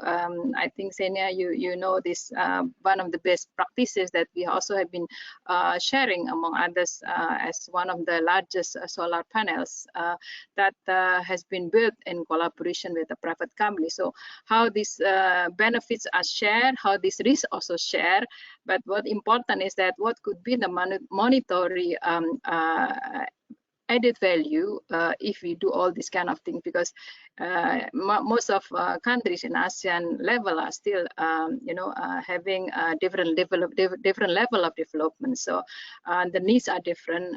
So maybe things cannot be fit for all, but the important is that understanding the needs and always consider how to implement this in the local level and how can we support these local authorities in especially in this SDG 7 or energy sustainable and clean energy. Thank you. Thank you so much, Dr. Bernadia. The question of scale and how to scale up the efforts, I think it's one of the crucial elements of the future roadmap implementation. And I think I will ask Dr. Zulfikar to reflect on this at the regional level in a minute. But other things which you picked up regarding enabling environment, how at the national level governments can make an effort to create enabling environment for implementation at the other levels of governance, as well as collaboration and combining supporting mechanisms with regulation. These are really crucial elements of the implementation, and passing it on different levels of governance. In the roadmap, we also touch upon multi-level governance and both vertical and horizontal integration of policy efforts and collaboration among different stakeholders. So we just want to highlight that also to member states, that this complex process of implementation really requires joint effort. But I want to, in the couple of minutes remaining, I want to ask Dr. Zulfikar maybe also share his reflections from the regional perspective, because ASEAN Center for Energy works with different member states, understands the context in the region and variety in the region really well. So Dr. Zulfikar, we have been discussing a number of aspects of implementation, starting from regulation, supporting mechanisms, different levels of governance, role of private sector, and financial aspects of it. What do you think your perspectives on anything we have discussed, and what your advice would be from the regional level to national governments? Yes, thank you very much. I really enjoyed the discussions, and there are a lot of pointers that I think will be very useful for all of us in the further finalization of this roadmap, but also on the later stage on the implementations. As we have seen, as presented in the by Ian previously, the roadmap will have various milestones. We have targets to do in the next 5 years and the next 10 years.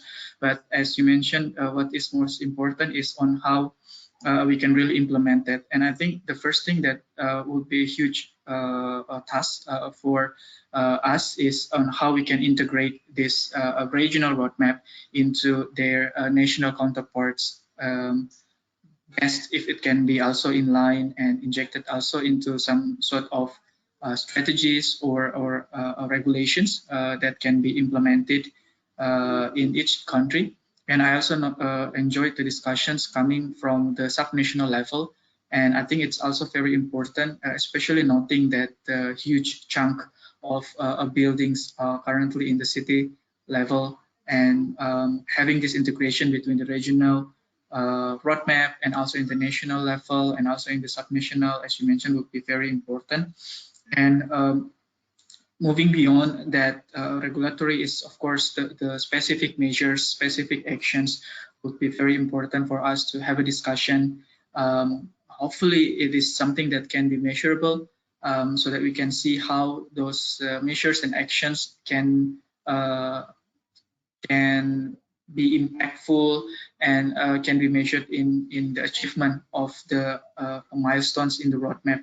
And for the measures, I think the first thing is quite important is on how to build the incentives for the users. Of course, we can start with the public sectors because it is a lot easier for the government to control basically, but having the proper incentives for the wider audiences beyond public sector would be very important. And I think on this, the role of innovative business models, the roles of innovative financing would be very important, and on how the government can design their fiscal, non-fiscal policies to really put huge incentive for the private sector in improving their building efficiency and the construction efficiency and others. But maybe beyond the fiscal sector, I think some non-tangible, non-fiscal measures can be used as well. For example, in our regional level, we always have this ASEAN Energy Awards, in which we showcases the champions of building sectors in the region.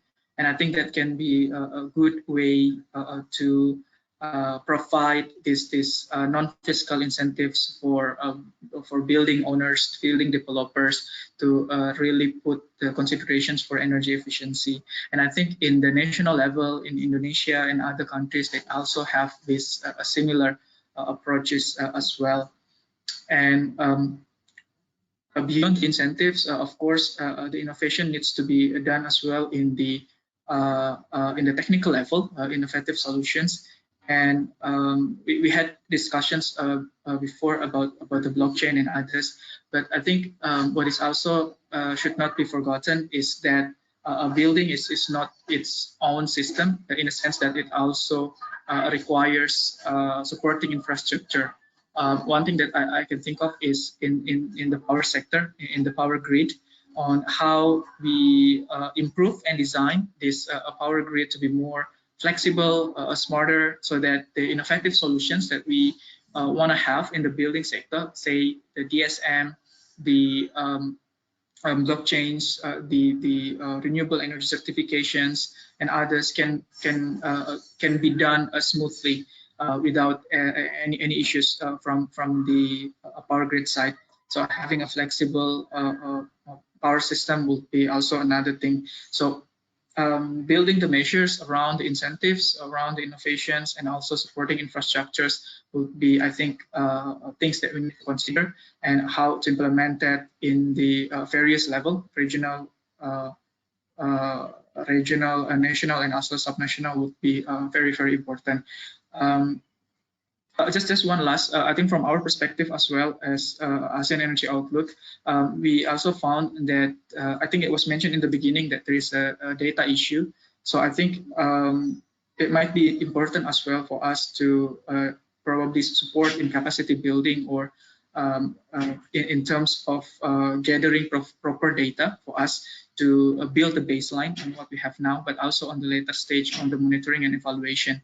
And this probably include audit for building, but also their monitoring system, but also on the providing the household survey on understanding what would be the generic usage of energy in hospital sector, for example, in office sector. From our effort in ASEAN Energy Outlook modeling, we found that this is a bit of a challenge, and I think having this data collection, processing, gathering, analyzing sector would be also yet another important, supporting infrastructure, quote unquote, that need to be pushed forward in the region. Thank you, Senia. Thank you very much, Dr. Zulfikar, for bringing all different elements in one a very comprehensive picture, and reminding us about the issue with data. Indeed, it was mentioned in the beginning, but really data is one of the crucial elements for us to be able to do the analysis and do policy advice, evidence-based policy advice for our governments, and make sure that policy development is aligned with the data on at the national and local level. So thank you very much. We are out of time right now. There were a few questions in the chat, but I think our discussion answered them all. So with that, I just want to thank all our panelists for very, very interesting discussion. We definitely touched upon all different elements of the implementation process and policy package, which Dr. Hamilton mentioned in his presentation. So I believe that this sets a very good scene for further efforts for us as international expert community, but also for ASEAN member states to really work towards implementing the roadmaps, developing policies, and enabling local level action on sustainable energy transition for the building sector. So thank you all very much. I would like to invite you to take a group photo for this panel. So keep your cameras on for a few more moments and smile. One of the organizers will take a quick photo before we move to the closing remarks.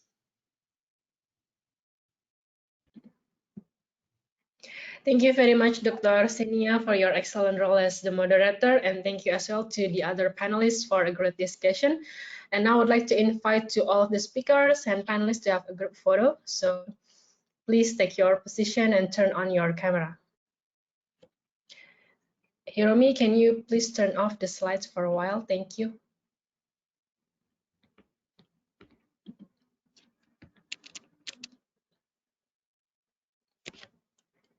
I think I would like to invite Dr. Ian, Rio, Septia, Zulfikar as well, Miss Melanie Slade, and Miss Marigal Sagan.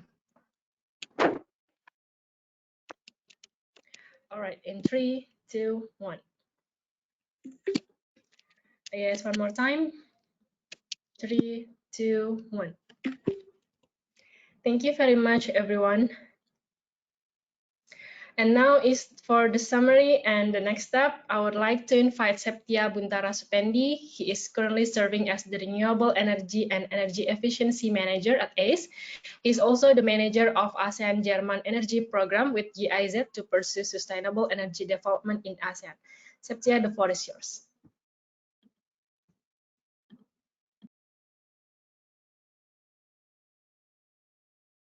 Thank you very much, Nela.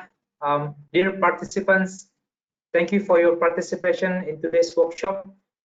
We hope you found this workshop beneficial for you and you gain some information and knowledge related to energy efficiency in building. This is the final workshop as part of ACE and the IEA's collaboration in developing a regional roadmap document on efficient cooling and buildings. The build-up of each individual country's effort to mitigate climate change, it is hoped that the roadmap will serve as a reference point on the best practices and source of inspiration for possible policy and action plans in the region, also in each ASEAN member states. This concludes the series of information sessions planned for today, and presentations today highlighted that multi-stakeholder engagement and capacity building are necessary for successful energy efficiency engagements.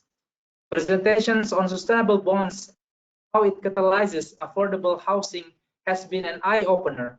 I anticipate that the use of the energy industry will likely draw further discussion in the coming years as we heading into 2022 with even more volatility of energy markets.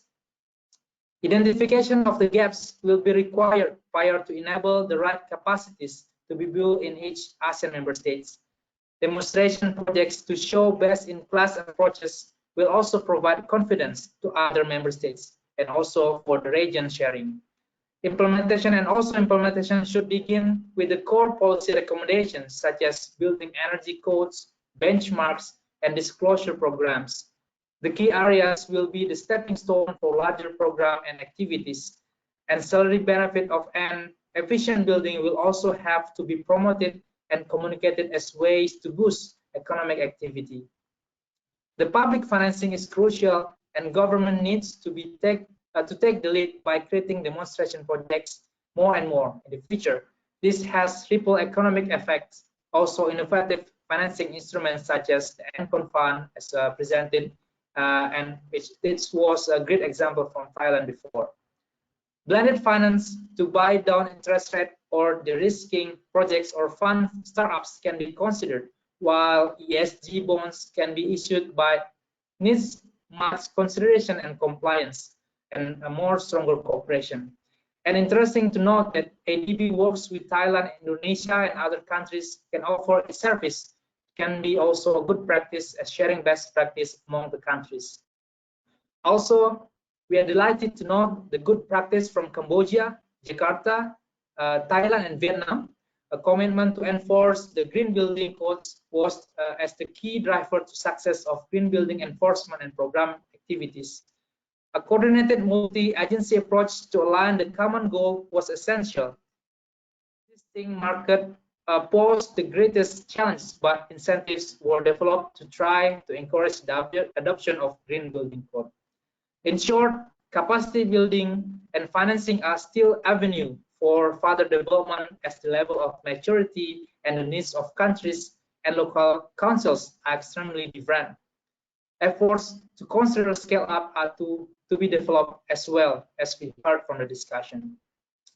Lastly, I would like to express our sincerest gratitude and appreciation to the ASEAN-Australian Development Cooperation Project Phase 2 or ADCP2 for their generous support to ENC implementation and development in ASEAN, and of course to the ASEAN Secretariat and IEA for being a good partner of ACE in hosting this workshop and generosity in preparation and arrangement made.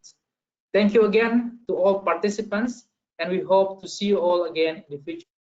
Thank you so much. Back to you, Nella. Thank you very much, Septia. Our last item on the agenda today is the closing remarks, which Ms. Mary-Gail Desagon and Ms. Melanie Slade will deliver. Ms. Mary-Gail Desagon is a senior officer for energy and minerals at the ASEAN Secretariat in Jakarta, responsible for regional cooperation in energy and minerals. Prior to joining the ASEAN Secretariat, she worked with a multilateral development bank and other aid agencies on energy, infrastructure and network industries, climate change, and development effectiveness. She has a degree in business economics from the University of the Philippines and a master's in international and development economics from the Australian National University. Ladies and gentlemen, please welcome Ms. Mary-Gail Desagon.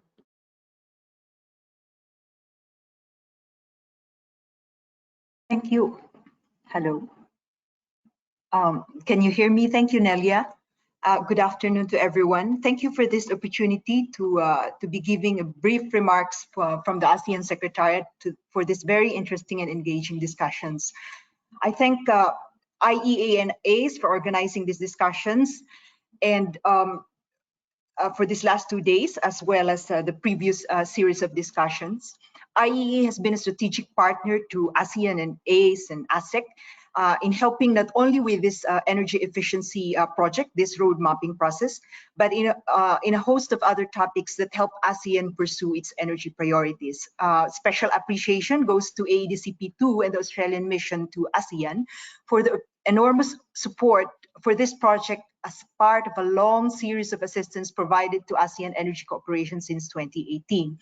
As you know, IEA and ASEAN through the Energy and Efficiency Conservation Subsector Network and ACE have been working together to deliver the roadmaps from the start of this year through an extensive research, road mapping, and consultations process.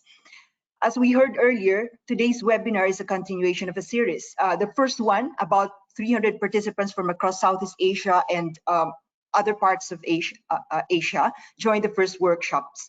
And 4 webinars have since then been conducted from April to July this year.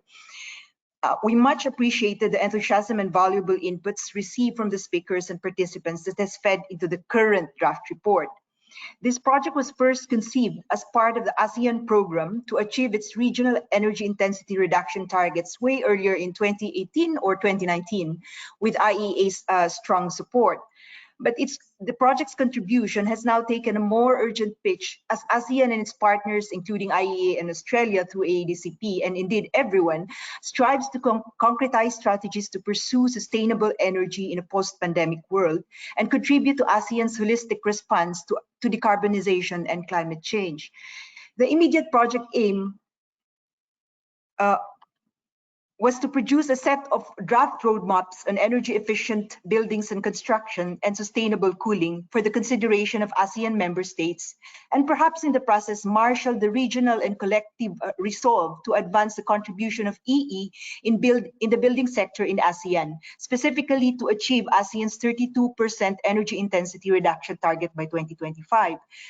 Indeed, the outcomes of this project, pursued to its logical conclusion, would be one concrete follow-up not only to the sectoral work plan of ASEAN, which we call the APAEC, but also to materialize the end goal of the 2021 Joint Declaration on Energy Security and Energy Transition by the 39th AMEM this year, which expressed ASEAN's future intent to explore an aspirational long-term regional target towards lower emission energy systems.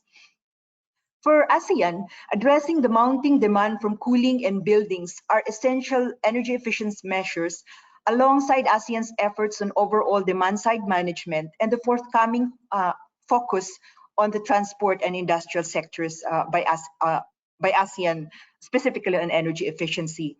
This final workshop today has brought together policymakers from AMS, both national and local governments, expert practitioners and partners from international organizations, financing institutions, and the private sector to become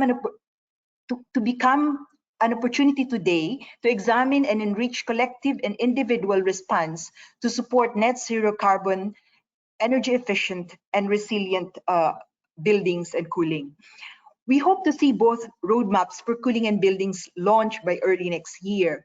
The roadmaps will form a common reference, indeed a starting point for regional action to deepen energy efficiency in ASEAN.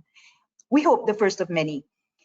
Already these drafts, along with the webinar series, have succeeded in telling us where we are in terms of policies, where we are lacking, and what long-term goals and intermediate steps we could coalesce around, and how to calibrate our ambitions to put ASEAN member states on the path towards our collective sustainability goals.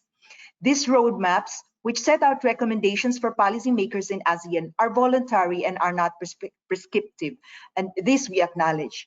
But they highlight the most important actions that need to be taken to put ASEAN on the path towards its sustainability goals. I will be remiss if I don't specifically acknowledge the hard work of the teams that have so far brought this project to this stage.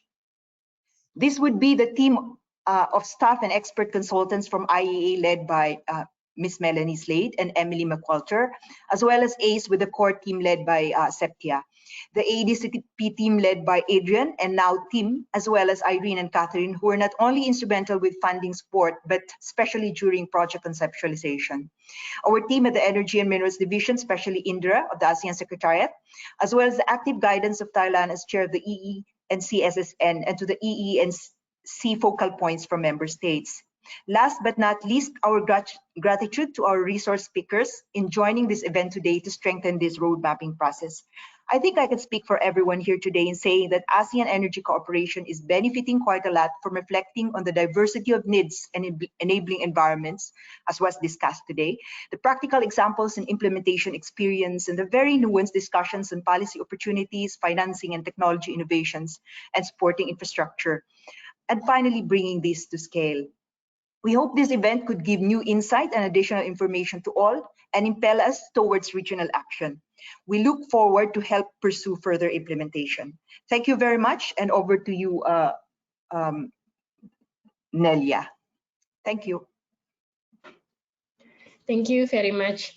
For the last closing remarks, I would like to invite Melanie Slade. Melanie is the head of Energy Efficiency in Emerging Economies Program at the International Energy Agency. Melanie, please, the floor is yours. Thank you. Thank you very much, Nella, and thank you to everybody who's spoken. I think the summaries have been absolutely brilliant, and whilst I want to make my own, I won't in the interest of time. But I will say that we really do hope that the ASEAN community will find the roadmaps useful in their clean energy transitions, and the relationships that have been built and strengthened through this past year will continue to support implementation. In some cases, it's the first time various stakeholders have been able to share their opinions, and we hope this is only a start. And of course, one of the things we want to help support in this is to make sure that We all understand that all of these stakeholders have a part to play, and increasingly we're becoming more and more aware that clean energy transitions will not be successful without all of this collaboration, and of course also without putting the heart of or citizens of ASEAN at the heart of their clean energy transitions. So as we've heard, this is the last of a series. 14 online events have gone into building these roadmaps, and numerous one-to-one conversations, and also small group meetings have also contributed, as well as written submissions. So hundreds, literally hundreds of people around the region have been involved. So hopefully this means that we are on the way to roadmaps that will really be implementable within the region. But we would, of course, like as the IEA to continue to support that rollout and the development further of these processes.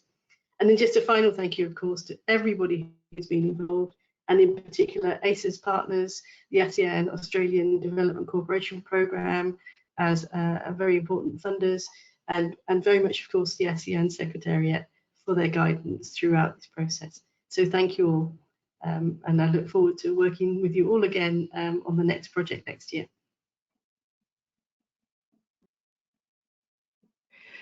Thank you very much, Melanie. Ladies and gentlemen, that wraps up our workshop. On behalf of the team, I thank you very much for joining us here today and yesterday. Thank you again. I wish you all have a restful evening and afternoon. Bye-bye.